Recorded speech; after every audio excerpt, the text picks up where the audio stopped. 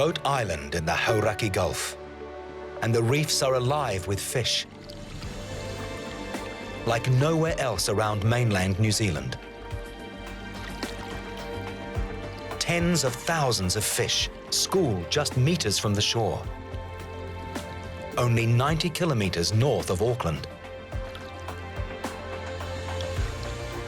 This is such a special piece of our big blue backyard that in 1975, Goat Island became New Zealand's first marine reserve.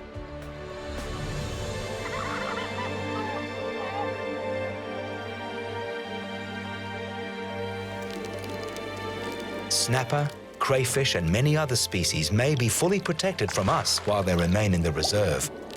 But life here is full of jeopardy. Human laws don't prevent ocean-going marauders like dolphins calling in for a feed. The aerial assaults of shags and kingfishers.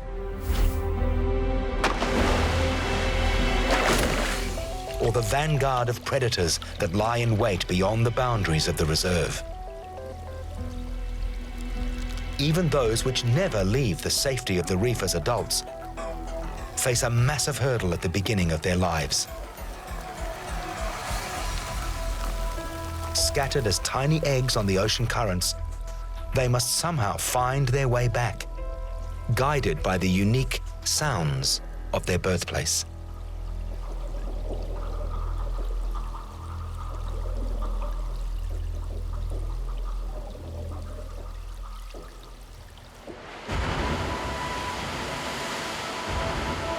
The Goat Island Marine Reserve consists of 5 kilometers of coastline. From the mudstone platforms of Okakari Point to the rocky cliffs of Cape Rodney and extends 800 meters out to sea. In the middle of the reserve lies Goat Island itself, named for goats released as food for shipwrecked sailors around the turn of last century.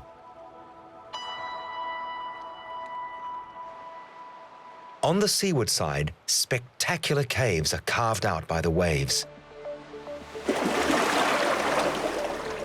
Below the surface, they provide shelter for numerous fish.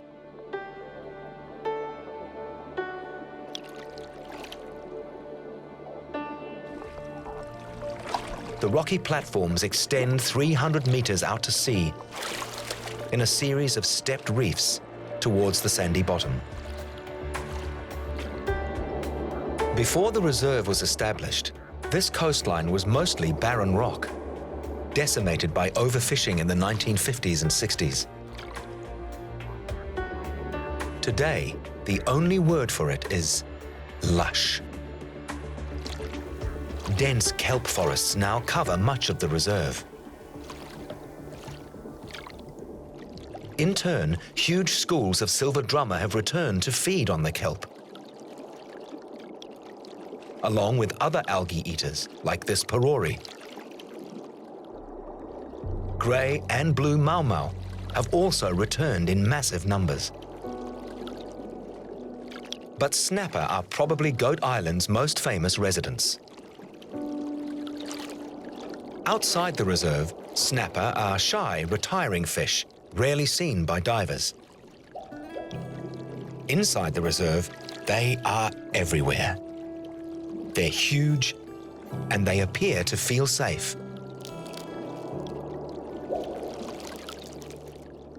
Some grow so big and distinctive they have names. This is the legendary monkey face.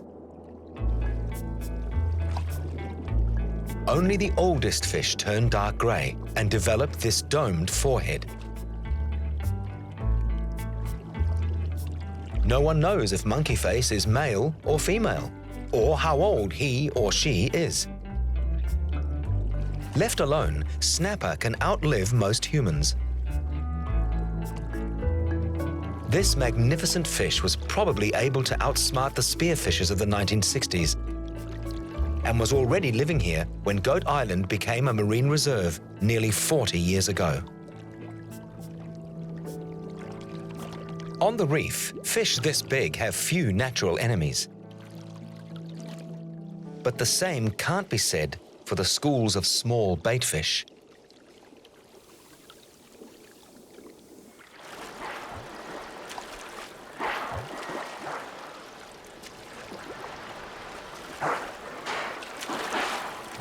These bottlenose dolphins are some of a population of 450 that travel between Northland and Tauranga. Pods frequently visit to raid the reserve's fish stocks. Each adult dolphin needs to eat up to 15 kilos of fish a day. The sheltered reserve is also a perfect training ground where young dolphins learn the pod's fishing techniques by mimicking the adults.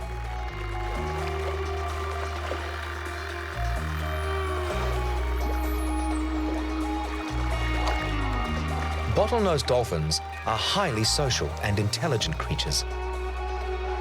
It's recently been discovered they even have names for each other.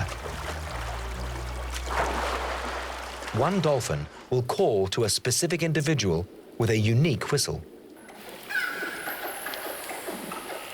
And only that dolphin will respond by echoing the signature call.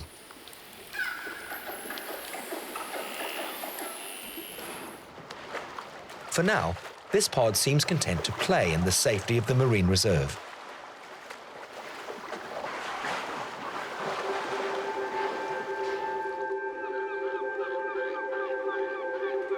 From above, nothing escapes the attention of a colony of pied shags that occupy prime real estate overlooking Goat Island Bay.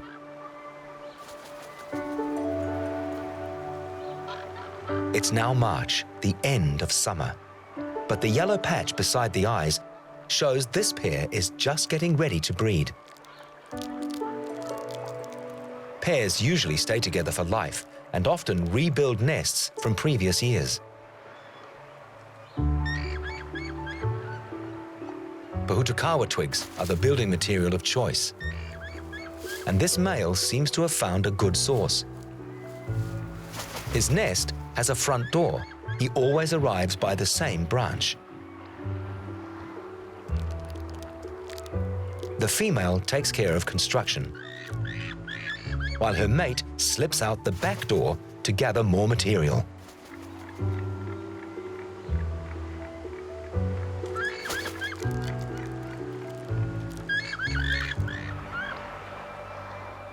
Pied shags breed all year round, so some of the colony's residents already have chicks,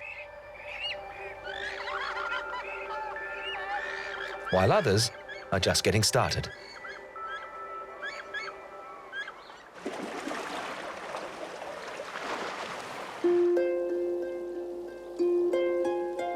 Below the waves, another cycle of life also starts afresh.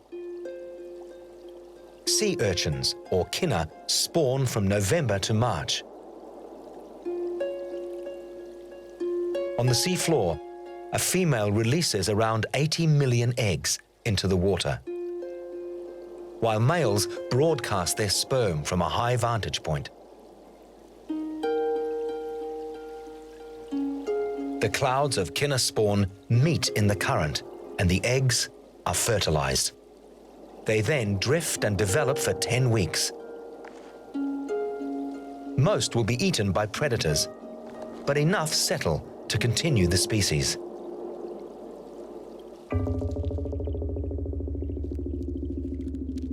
Autumn is also the time for another of the reserve's residents to begin its breeding cycle.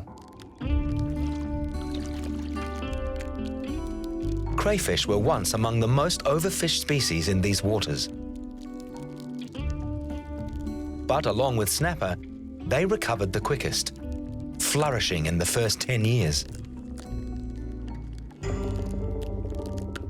There are now thousands of these massive crays of breeding age. They may be 10 years old and weigh more than 6 kilograms each. For most of the year, they pack tightly into crevices and caves for mutual protection. Venturing outside during daylight hours could mean death by snapper. This looks like a crayfish made a fatal mistake. But the owner of this shell or carapace is safe inside her cave. In order to grow, crayfish must molt regularly.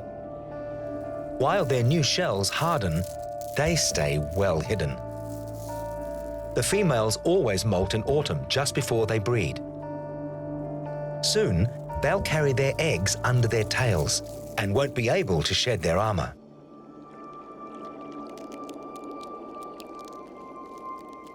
Crayfish often share their caves with these shy nocturnal fish called big eyes. For years, divers believed that crayfish made noises when approached, but scientists discovered that the noise was produced by the big eyes. All fish respond to sound, and most have internal ears, but only a few can vocalize. Big eyes produce this distinctive sound by vibrating their swim bladders, the air-filled sacs that keep them afloat. These sounds may be a way to help the school stay together.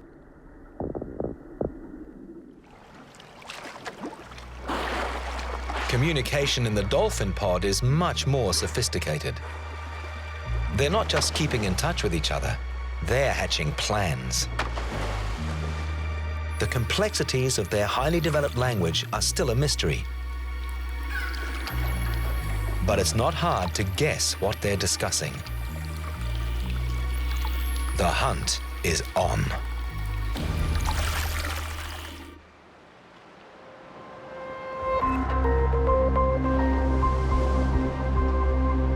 The peace of an autumn afternoon at the Goat Island Marine Reserve is shattered by the arrival of a pod of bottlenose dolphins.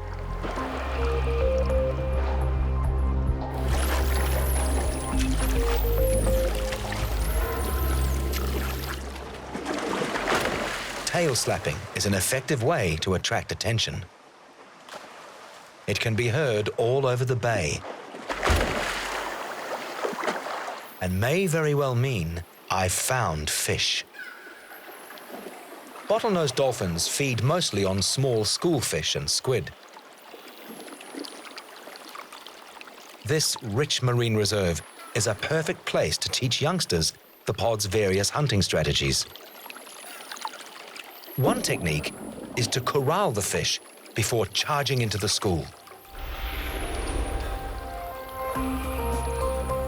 Some dolphins achieve this by swimming around the fish in tight circles,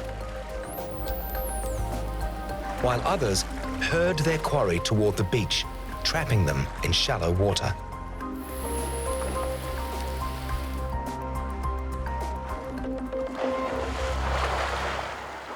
As the dolphins feed, scraps drift down to the snapper waiting below. Snapper will eat almost anything, whether it's dolphin leftovers or the supposedly inedible pufferfish. Many species of pufferfish contain a deadly toxin in their organs, but it seems large snapper might be immune to it. These big fish have formidable jaws, lined with teeth strong enough to crush mussels, break limpets off rocks, and even pierce crayfish's armor. But luckily for this one, it seems Monkey Face has already eaten.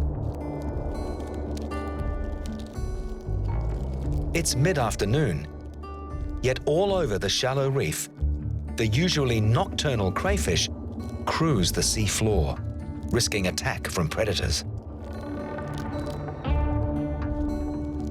They are all males. Most of the year, they jam into caves together. But autumn signals the time to fight. Big males go head-to-head to win the best cave, which will attract the most females.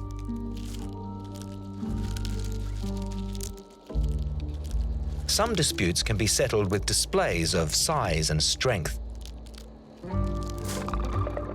But equally matched males have to fight it out.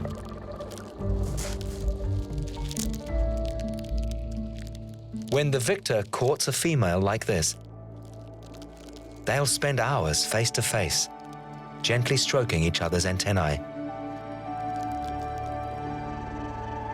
Eventually, the male transfers a package of sperm to the underside of his mate, which she'll use to fertilize up to 500,000 eggs.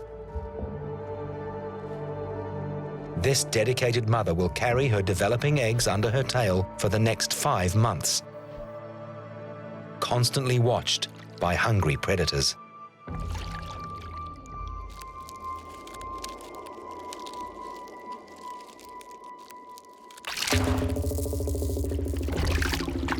The bottom-dwelling blue cod are also voracious consumers of just about anything they can sink their teeth into.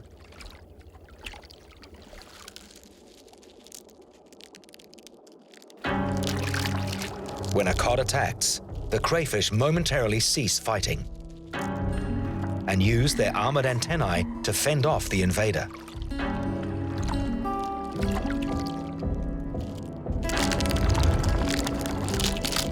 This cod is persistent, but it nets nothing more than a leg, which the crayfish can regrow when it next molts.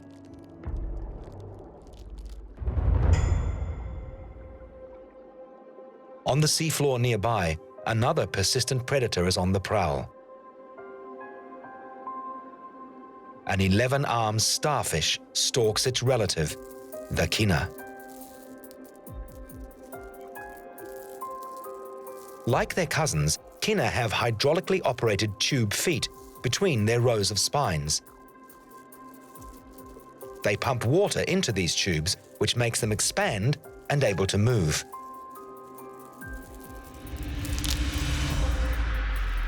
They may be relatives, but starfish are voracious predators of kina. When the starfish gets close enough to attack, this kina activates its novel escape tactic.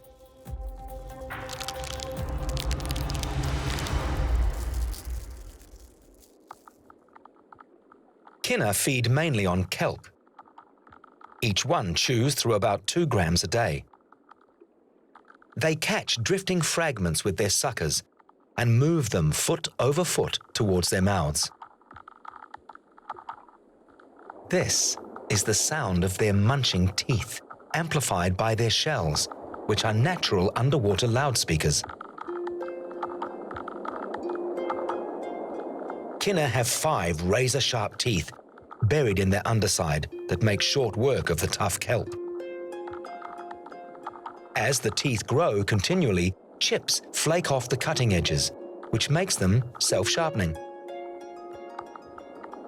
A herd of munching kina can be 1,000 times louder than the ambient sounds of the reef and may be heard kilometers out at sea.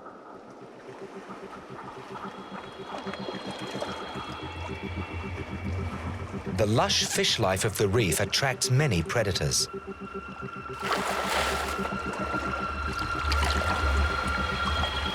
Fast hunters like kingfish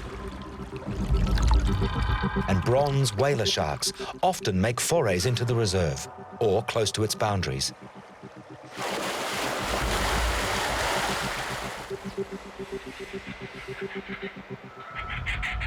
There's also danger from above. Kookaburras are large kingfishers that were introduced to nearby Stewart Island in the 1860s. They're now frequently seen on the mainland around Goat Island.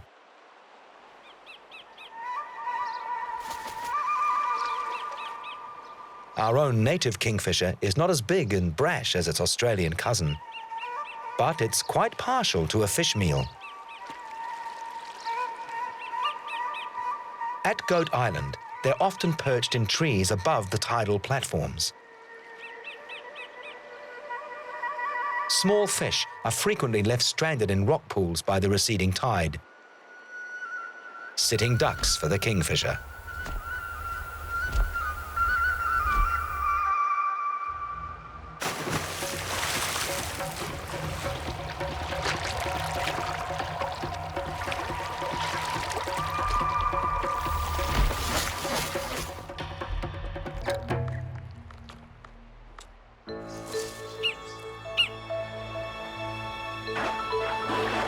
In the bay, the bottlenose dolphins have also enjoyed a great day's fishing.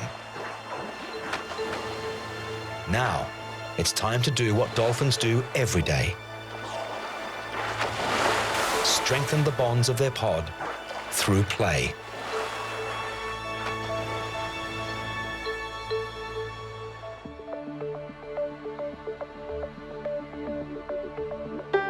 As the sun sets over the Goat Island Marine Reserve, the dolphin invaders finally head back out to sea.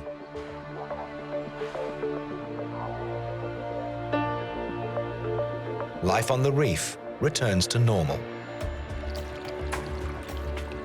For many fish, dawn and dusk are the busiest feeding times of the day. As a stingray lazes on the sea floor, goatfish forage for prey in the sand recently disturbed by the ray.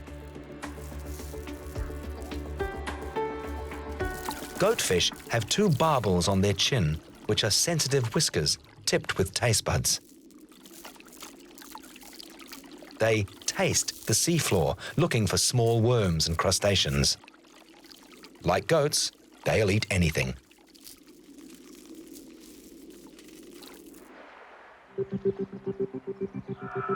As night takes hold, the reef life changes. Many of the familiar fishes from the day seek shelter in caves or crevices, as the night predators begin to patrol. The goatfish puts on red pajamas. This color makes it harder to see in the darkness. Some predatory fish, like this snapper, sleep by night. But new dangers lurk on the reef. A hungry conger eel has spent the day in a cave.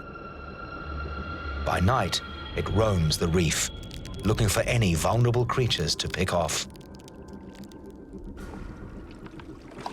Finally, the big eyes, named for their massive light-sensitive eyes, leave their caves to hunt small creatures floating in the plankton. As they hunt, they call to each other, possibly to keep the school together. Nighttime is also when their neighbours venture out to feed. Crayfish leave their caves on the rocky reef and make long foraging trips up to 100 meters to seek shellfish which live on the sandy seafloor. They gather up this prey to take back to their caves to eat. Cockle shells around cave entrances are a dead giveaway that crayfish have been feeding.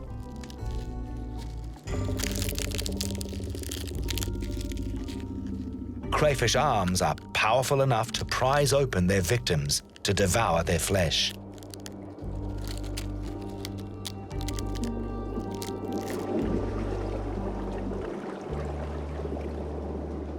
As the sun rises over the Goat Island Marine Reserve, red mucky leave their caves to graze amongst the hard pink algae that encrusts the rocks. These mucky are hunting for small creatures living in the algae.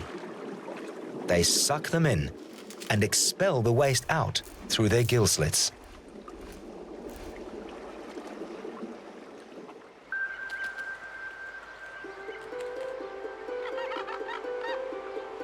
In the branches overlooking the bay, the shag families are also waking up.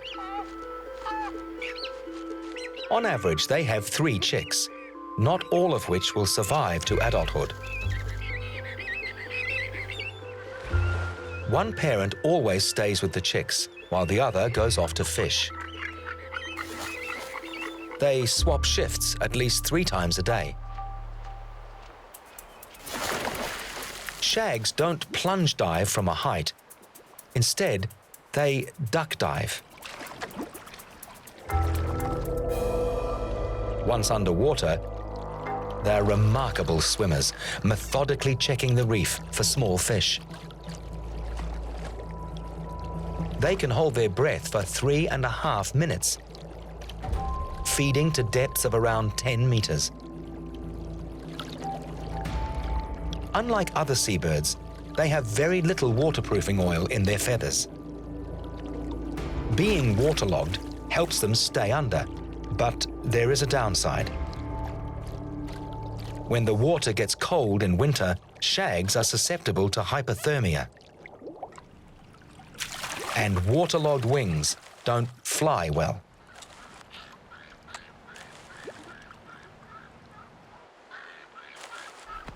At the end of a dive, the birds often spread their wings to dry and perhaps absorb some warmth from the sun.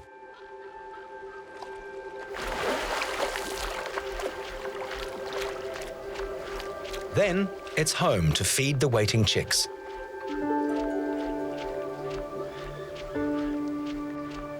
Each adult needs to catch 500 grams of fish for itself. But their fast-growing chicks will each gobble up to 800 grams of the marine reserve's inhabitants every day.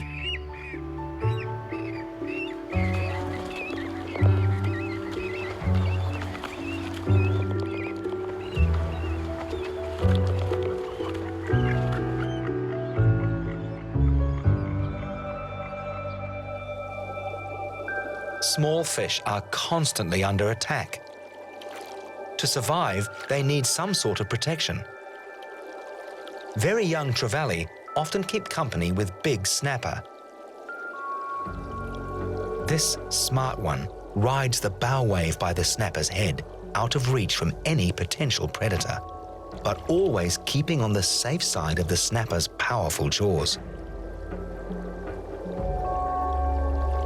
As they grow a little bigger, groups of trevally set up mobile cleaner stations on the reef. Fish with parasites come to have them removed, and the trevally get an easy meal. This large porori is a gentle vegetarian, so the little fish are in no danger. A giant blue moki is a more dangerous proposition. Only the biggest of these fish come to Goat Island. They spawn a long way south from here.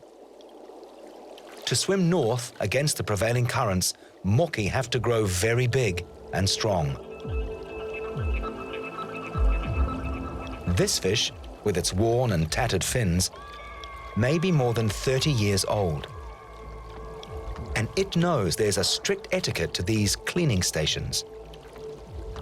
Even if you accidentally suck one in, never swallow the mouth that cleans you.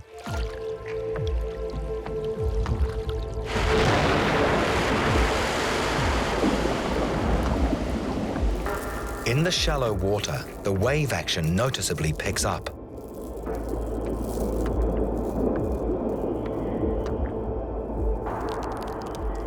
With the female crayfish carrying precious eggs beneath their tails, just weeks away from spawning.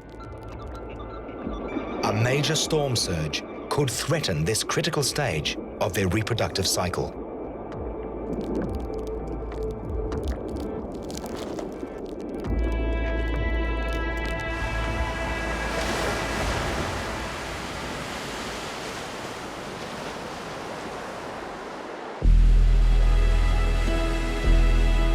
The Goat Island Marine Reserve bears the full brunt of a storm rolling in from the Pacific Ocean.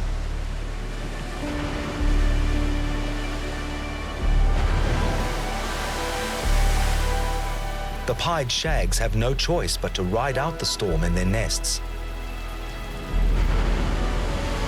while massive swells pound the beach and the shallow reef.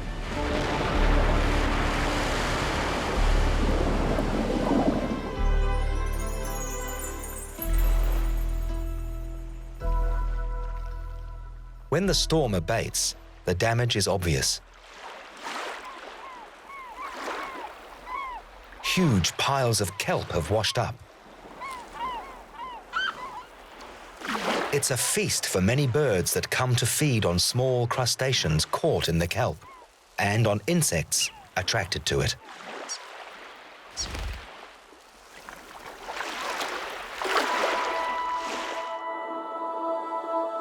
Below the surface, extensive patches of rock have been stripped. But the storm may not be the only culprit here. The innocent-looking kinna can be a force of destruction. They usually feed on small fragments of kelp. But if their numbers aren't kept in check, they will attack the holdfasts, the root-like structures that anchor the kelp. An out-of-control colony of kinna can destroy a whole kelp forest. The relationship between kelp, the kinna, and their predators is complex. But scientists studying this reserve for more than 30 years have measured a big decline in kinna numbers as their predators re-establish themselves.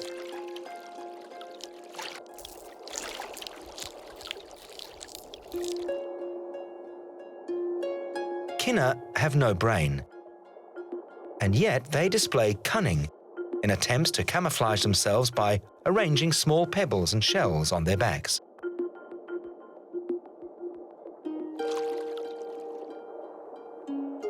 However, crayfish see through the disguise and are responsible for nearly half of all kinna predation.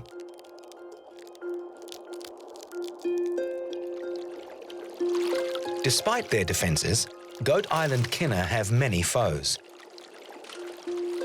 So their population is kept in balance, which means the kelp forests and all their numerous inhabitants can flourish here in the reserve.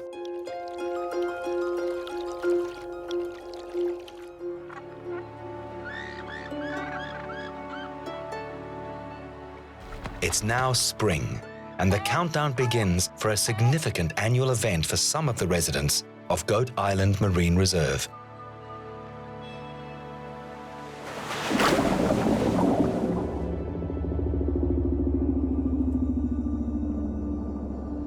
After 5 months of carrying their developing eggs under their tails, surviving storm surges and predators, female crayfish are ready to spawn. But first, they must make a journey. Each female leaves her cave in the shallows to walk several kilometers to deeper parts of the reef. They need to time their arrival to the hours just before dawn. Not all will make it.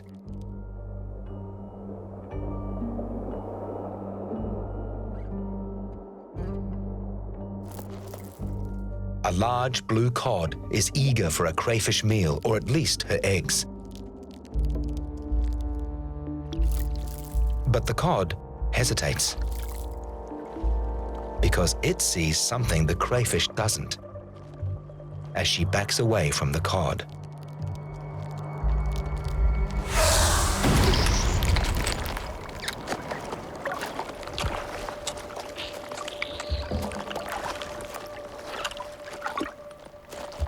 The octopus doesn't even leave a scrap of leg for the cod.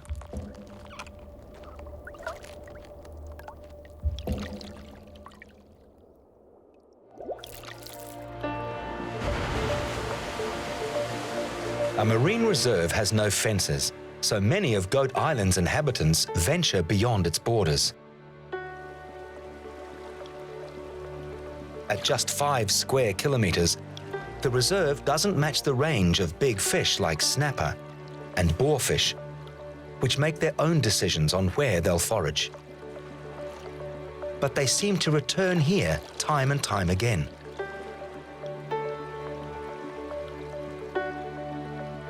Monkeyface once disappeared for 3 years before showing up back in the reserve. As the young trevally grow up, they join schools of fish of similar size and age and leave home to feed in deeper water.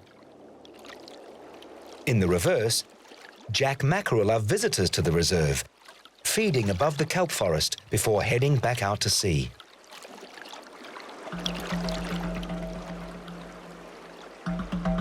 When the schools leave the safety of the shallows, they run a gauntlet of predators in the deep Hauraki Gulf. As spring turns to summer, beyond the Goat Island Reserve, predatory ocean wanderers move in. Marlins swim thousands of kilometres to feed around northern New Zealand.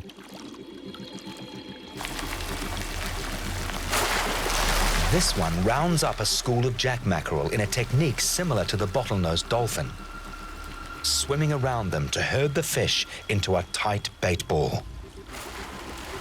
Then it charges, knifing the school with its pointed bill to stun and injure the fish,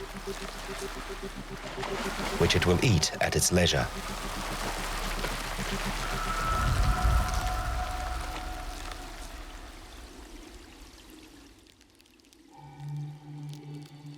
This female crayfish has survived her dangerous journey, with 500,000 eggs tucked safely under her tail.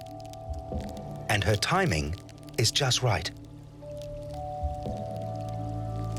On the edge of the reef, she discovers dozens of her sisters, all ready to spawn before the day shift predators wake up.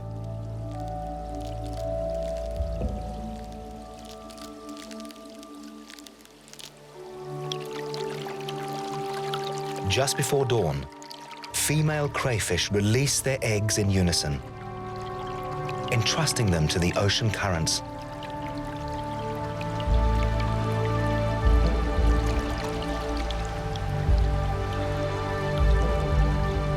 After 5 long months of maternal protection, millions of crayfish hatchlings float off toward the rising sun, to an uncertain fate far out at sea.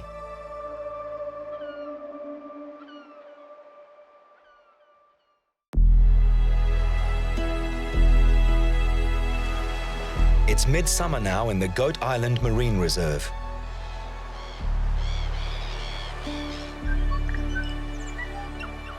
Up above, the warm weather is welcomed by all the resident birds.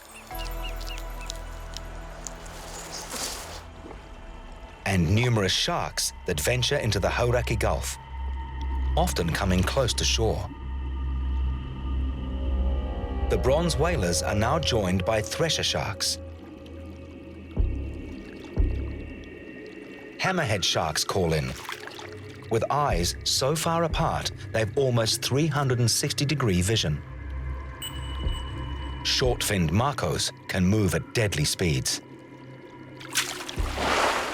Mako sharks are warm-blooded, with a body temperature up to 7 degrees warmer than the surrounding water. Muscles work more efficiently when warm, which enables them to swim in bursts of up to 100 kilometers per hour. Few cold-blooded fish can match it. And these teeth are designed to make sure nothing a mako catches ever escapes. In the weeks following the crayfish spawning, the invisible cloud of larvae drifts hundreds of kilometers out to sea, at the mercy of wind and currents. It's a mystery where it goes.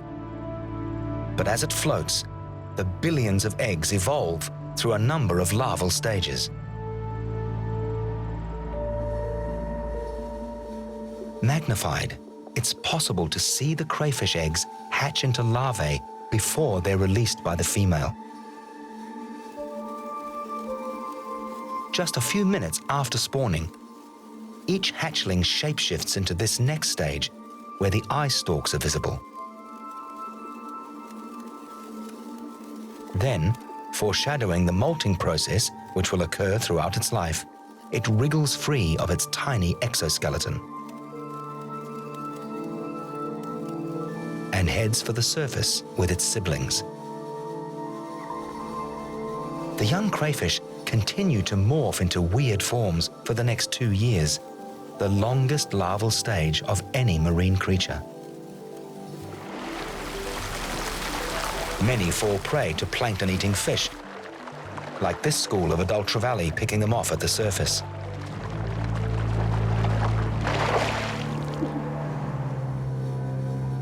Finally, the survivors take on a form that's recognizably a miniature crayfish and swim back toward the coast. They're not alone in the plankton soup. They meet up with the larvae of many fish, including snapper and big eye. And even kilometers out at sea, they have the ability to orient themselves towards the shore. But much of our wild coastline is no place for tiny fish and crays to settle down. To find a nice, safe reef, like those around Goat Island, they listen. It's faint, but distinct. A noisy population of kelp-munching kinna is a sign of a healthy reef. Exactly the kind of home the young animals are looking for. No longer content to drift wherever the ocean takes them, these tiny survivors actively swim towards the kinna chorus. As they draw closer to the reef, the baby big eye may be reassured to also hear their own kind.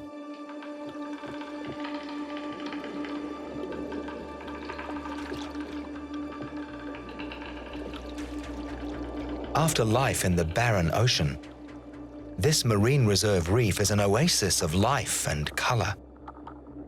A welcome home for thousands of little fish and crustaceans. It's the perfect place to put down roots. With numerous rocky crevices where growing crayfish can hide. Lush kelp forests for food and protection from predators. And no interference from humans. Since this first marine reserve was established, 33 more have been created around New Zealand. But still, only a tiny fraction of our coast enjoys this protection. These Goat Island residents don't know how lucky they are to have settled in these 5 square kilometers of our spectacular Big Blue backyard.